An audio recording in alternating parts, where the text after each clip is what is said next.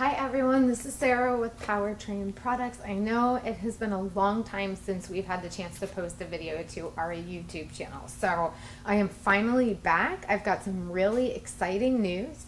We are here at our sister company's new location. The company is called Choptank Engines, and this is the engine plant that we have in Cambridge, Maryland. So we will be serving the entire United States from this location. We will be doing mainly Hemis and LS engines out of here. This is a strictly engine remanufacturing plant, and any performance options that you purchase from us will come out of this location. We are really excited. We do hope to be fully operational probably within the next couple of weeks.